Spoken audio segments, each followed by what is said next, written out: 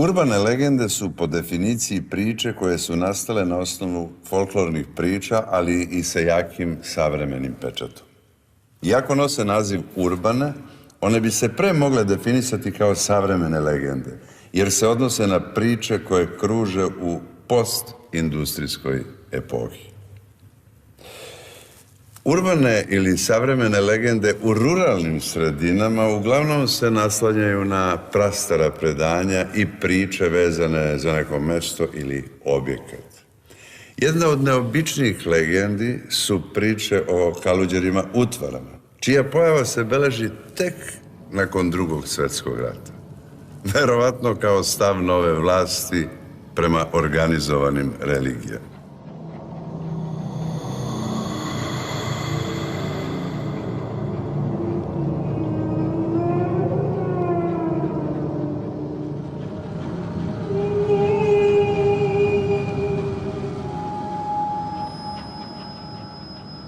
Kad je reč o crkvenim velikodostojnicima, kaluđerima ili igumanima ili tako da kao utvara da se pojavljuju, mislim da je to proizvod opet polovine 20. veka i samog odnosa prema crkvi. Jednostavno se nadogradilo to kao nešto negativno i da su onda počele priče, pogotovo u seoskim sredinama, jer mi moramo da imamo uvek, kad pričamo o mitskim bićima u srpskom narodu, u pameti da je nepismenost bila jako dugo zastupljena i da ljudi jednostavno nisu bili na taj način prosvećeni, da su svemu što ne mogu da objasne pridavali određen značaj. Ovde je upravo ta vlast polovinom 20. veka iskoristila da anatemiše na neki način i crkvene velikodostojnike.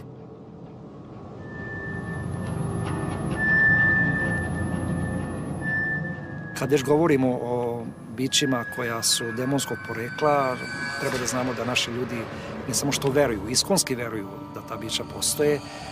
Dan danas postoje svedoci koji su imali slični susret sa takvim bićima. Znači, kad govorimo o tim bićima demonskog porekla, time mislim na utvare, duhove, vampire, drekavce, karakonđule i sva ona bića koja postoje u srpskoj demonologiji. I u Levču ih ima jako mnogo, zato što je Levač jedan pasivan kraj gde ljudi još uvijek imaju dodira sa takvim i susrete sa takvim bićima.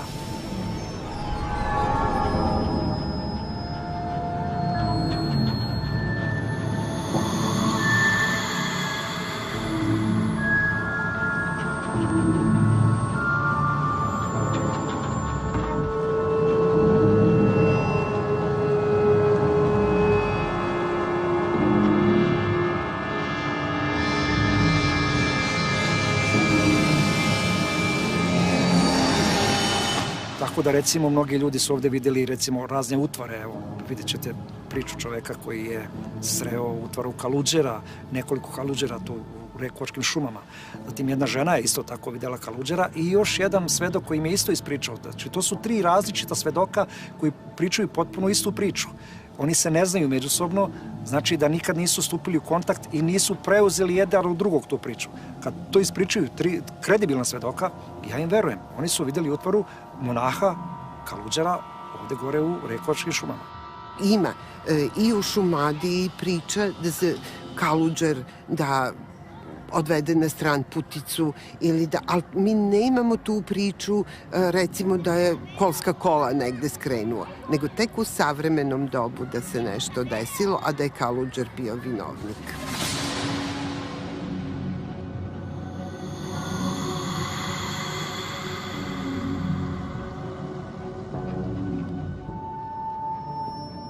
Istražujući neobične pojave po Levču i okolini, čuo sam nekoliko priča o priviđenjima kaluđera u Rekovačkim šumama. To su šume blizu samog ulaska u Rekovac gde se nalaze oštre krivine i nekoliko ljudi je tu doživjelo vrlo čudne i neobične susrete sa kaluđerima. Ja ću vam ispričati dva susreta i jedan očevidac ispriča vam ono što je on doživio. Pre 2 godine jedna žena iz Rekovca, vraćajući se sa svojim sinom iz sela Ratković za Rekovac, negde oko ponoći u jednoj od tih krivina ugledala je kaluđera koji stoji na putu. Kako su mu se približavali, farovi su ga jako lijepo osvetljali i tada su primetili da on polako prelazi put. Kad je bio skoro na sredini puta, podigao je ruku i gledajući u njih, učinio je 2 puta znak kao da ih zakrštava. Delovao je kao da je dobronamjeran. Dečko koji je vozio automobil morao je da smota skroz desno, da zaobiđe Kaluđera i da produže put.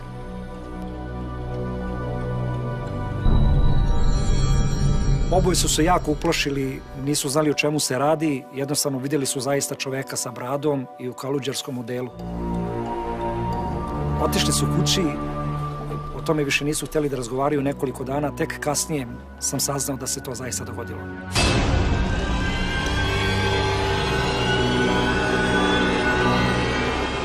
Drugi jedan svedok mi je pričao da je vozeći automobil iz pravca Kragujevca ka Rekovcu nakon ponoći, samo 1 kilometar dalje odatle, primetio kako se putem prema njemu neko približava.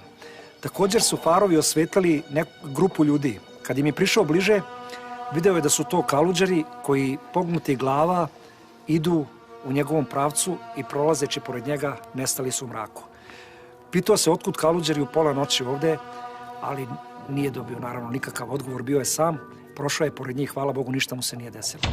Pa eto, pre jedno 20 godina sam se vraćao iz Kragujevca, to je možda bilo 1:30, između 1:30 i 1:30.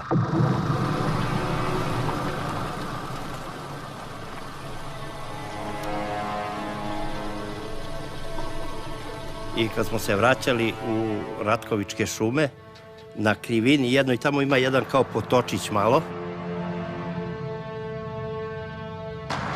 i držali su ovako sveće. Troje njih imali brade, to smo videli, i one sveće, ali malo sam ja i osvetlio kolima. Jer tako mi krivina odgovarala.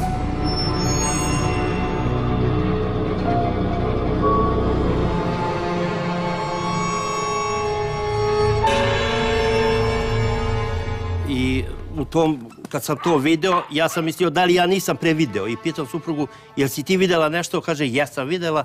Ja onda malo sam se i uplašio stvarno i što pre samo da otidnemo. Uvek se pričalo da se nešto ili previđa, imati događaj i neki. Ko to verovo dok se ne uveriš sam? 1 sat noću, 1:30, ko se ne bi uplašio? Nije zgodno.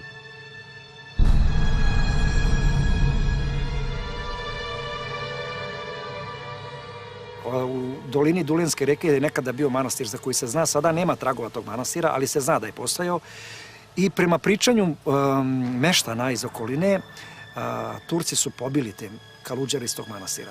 Ja verujem da se oni još uvijek pojavljaju kao duhovi i da žele da nam skrenu pažnju, da nas upozore da su oni tu i da postoje kao, eto, mogli bismo reći, eksponenti Božje dobrote.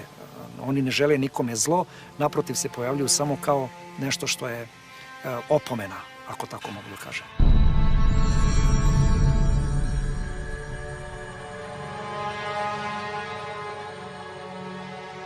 Često su urbane legende vezane za put.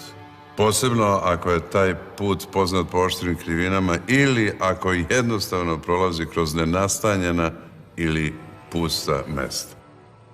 Čula sam priče razne, da se tu dešavalo noću kad se ide čovjek zaluta, to su mi pričali koji su doživljavali, ja to doživjela nisam. Da ne znaju, pođu kolima i onda idu, ne znaju gde idu, poteraju stoku na pijac sredom u Jagodini. Isto tako zalutaju dok ne svane, dok petlovi ne zapevaju, pevci ne zapevaju i oni ne možda se vrate kući da odu. Na slavu otišli i pričala mi komšinica, nije mogla da se vrati u selo jedno susedno Vranovac. U srpskoj i tradicionalnoj kulturi, ali i u savremenosti, vrlo često se javljaju određena mitska bića, to su utvare i uglavnom su one u liku mladih žena. Vrlo često je predstava u beloj haljini, duge plave kose, da može da na određenim mestima za koje se proglase da su opasna, da se pojavi i da opet skrene s puta, sad u savremenom dobu, to je reč o vozačima. Dosta tih priča ima i danas sačuvanih u istočnoj Srbiji, pogotovo onaj deo između Knjaževca i Zaječara, gde postoji jedna mitologema o ženi, mladoj ženi, koja prosto navodi vozače na nesreću i da su one krivci što se nešto dogodi onome ko upravlja autom. Isto tako ima verovanja da žena dođe, da sedne pored vozača, da je on odveze deo puta, a onda nestane kao da nije ni bila. Tako da te utvare su jako prisutne, ali mislim da su one produkt 20. veka i da one ranije nisu bile zabeležene na ovim našim prostorima. Ne bi ni što kaže, ne bi ja ni sam sebi poverovao, ali ljudi su tu od mene dolazili, bacali motore, kola, im se gasila. Isto su pričali da se tu dešavaju takve strahovite stvari neke. Pitaju me kako smem da živim ovdje. Ja živim, nemam gde. I ne bojim se toliko. Ali neprijatno je stvar. Kažu da su, stari ljudi pričaju da se tu nekada neka svadba bila i da je tu mlada poginula. Mlada. I ona se sad stalno javlja tu. Ali ne može svako da je vidi. Nisam verovao da se nisam sam uverio u to. Jedne večeri, kad sam se vraćao, bio sam u Ribniku preko brda.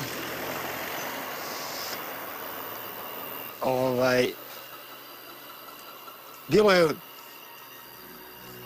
oko 12 sati, tako negde. Noć.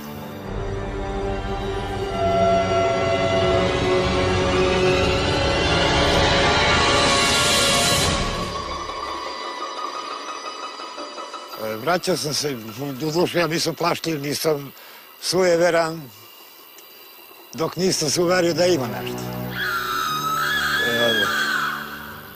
Čuo sam jedan užasan krik. Prodaran krik.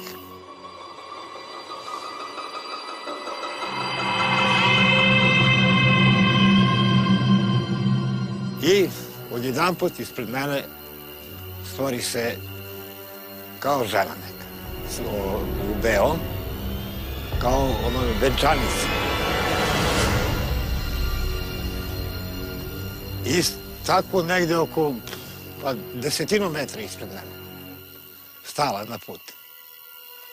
Ja kažem, odakle je sad ovo, šta je? Kakva mlada sad noć.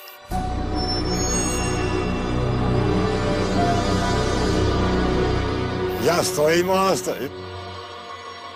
Međutim, to je stajalo negde oko 20 minuta.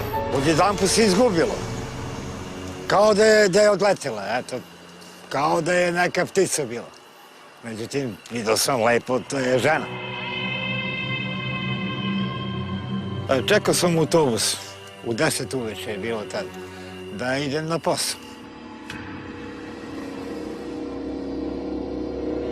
Isto to,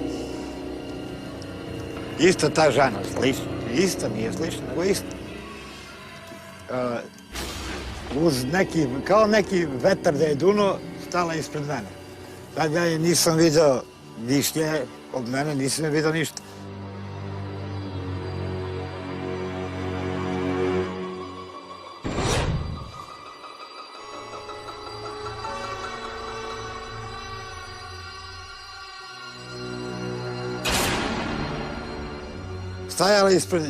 Stala je tu ispred mene ovde pored puta i čim su naišli farovi od kola, izgubilo se. Druga stvar, isto imam svedoka tu jednoga koji mi je to rekao da mu se desilo, pokvario mu se kombi, on je bio, radio diskont pića. I pokvario mu se kombi njegovom radniku. On je pozvao njega kombijem, ali to je bilo negdje oko 11, pola 12. Ja sam izašao da popravim to. I kad je on došao i kaže koliko je sati, Ja kažem, evo ga pola 20. Kaže, daj da bežimo 10 km ovde, kada je prvog dana što sam radio 10 km, kada da je ispred mene, kada je izletela neka mlada žena, visoka, krupna, kaže, u belom velu. Znači, ima nešto ovde. Ipak najčešće urbane legende nastaju iz ličnih iskustava, oplemenjene maštom pripovedača. Retko kad imate priliku da čujete svedočenje iz prve ruke, kao što je ovo. Išao sam preko brda i tu je kao putići, to su ovi putići poljski bili. I ukrštaju se, to je raskrsnica, tu zovu kao neki mačkin grob, tako je nad njima. I mesečina je bila, letnje vreme, vidjelo se ko na dlanu. Pogledam ja, na samoj raskrsnici, na kamenu sedi čovek.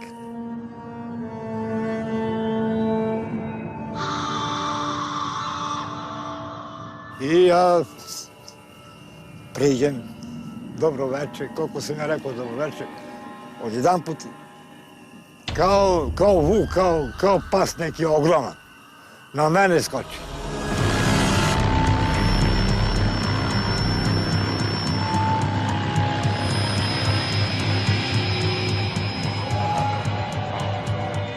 Ja sam trčao,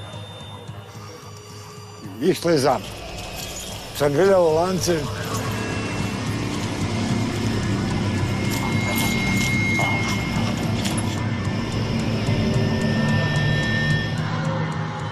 Uplašio sam se, jedva sam stigao do kuće taštine. Koliko sam bio uplašen, ja sam kapiju drvenu razlomio. Izlomio sam je. Kad sam otišao kod nje, ona mi je rekla, kare, sine, to je, kare, neka sotona. Ja ne znam, da li je sotona ili je nešto je čudno. Strašni susreti u mrkloj noći ne dešavaju se samo neopreznim šetačima. Ni ako krenete automobilom, u društvu, putem koji poznajete, ipak niste sigurni od sablasnih i nezaboravnih susreta.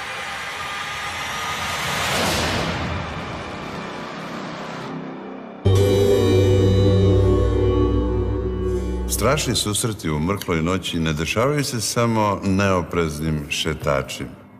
Ni ako krenete automobilom, u društvu, putem koji poznajete, ipak niste sigurni od sablasnih i nezaboravnih susreta. Bilo je jedne jeseni, pošli smo na svadbu kod sestre u Aranđelovac, ja, otac i supruga Fićom. Onda smo imali 2 limuzine, i otac i ja, ali ja sam svojom išao.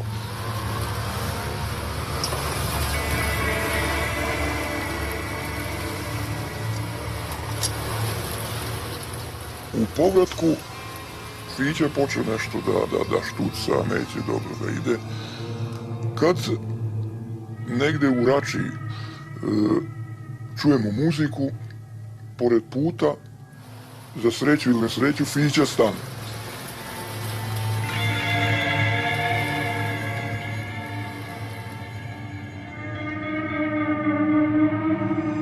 Neće, stoji u mesto, ja pogledam i spala poloosovina.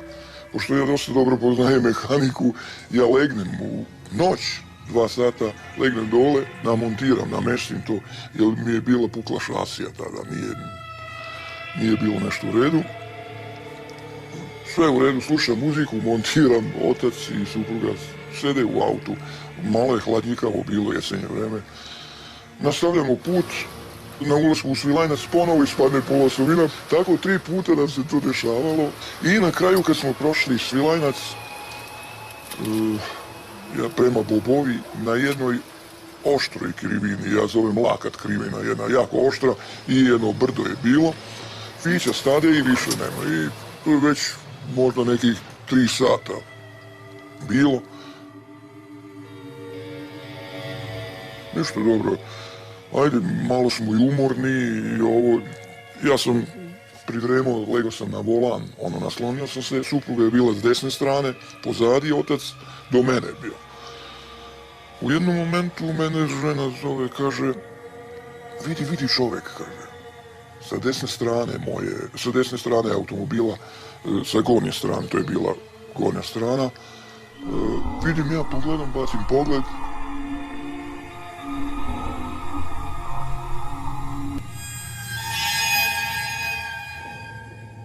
čovjek, boga mi, dosta veliki, 2 metra možda, kao košarkaš, beo šešir, bele pantalone, belo odelo, komplet odelo, jako se jasno videlo, baš.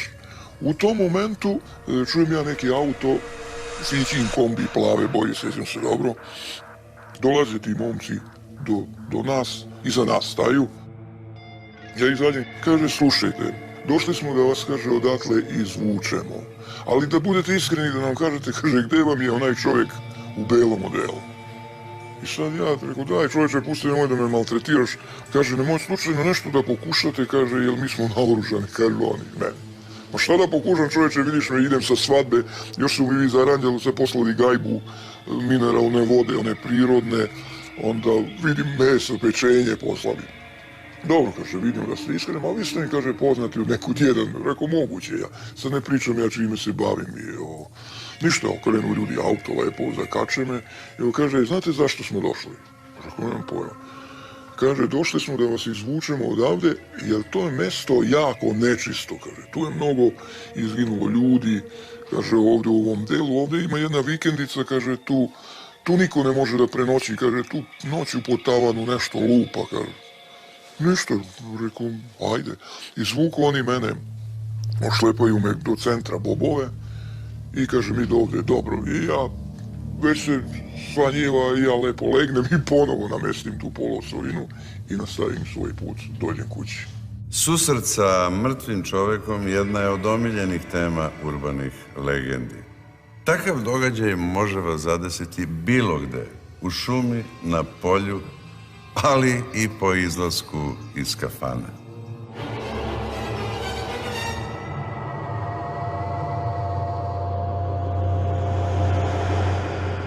Bio sam u okolini Žagobice i sjedao sam sa čovekom koji je radio u Tisnici. Vozač je bio u Tisnici i pričao nam je da je negde okoline Beograda nosio je drva i kad je noću vraćao se, bilo je 12 sati, navratio u Krepoljin da večera.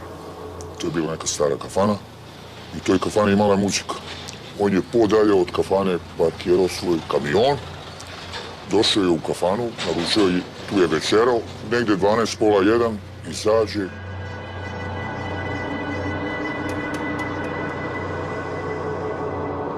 Kad je ušao u kamionu sedi čovjek.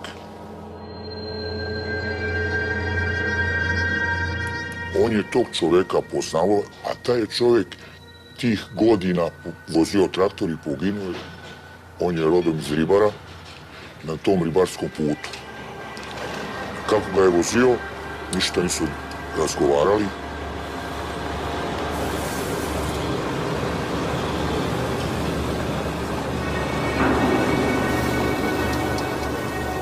Kad su došli blizu Ribara, on je rekao da će izaći.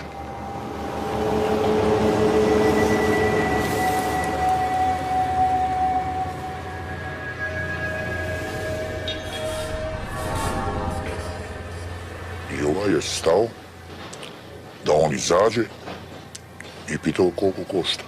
Ovaj mu je rekao, ne košta ništa, ali je onaj bio uporan i iz ruke mu je u njegovu ruku stavio neku ko rep od mačke.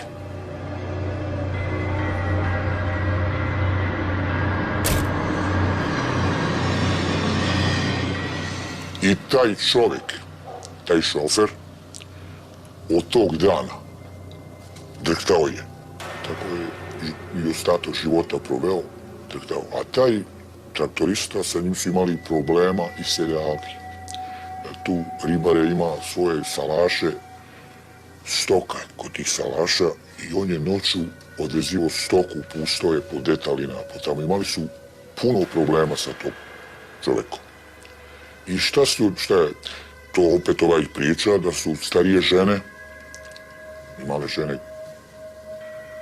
išli su kod tih vračara, kod tih, i one su vraćale i stavile su u torbu i dale su našim ovim koji su špekulanti bili, koji su išli kupovali stoku gore, da taj kom dadu tu torbu, što dalje odnese tu torbu, da bi taj otišao iz tog sela.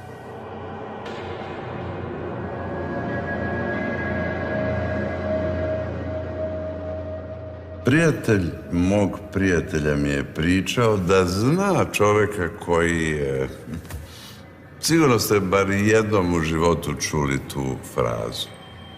Jako je teško, a možda je nemoguće pratiti jednu legendu od onog folklornog embriona do storije koja se prepričava uz kafu i na cigaret pauzi.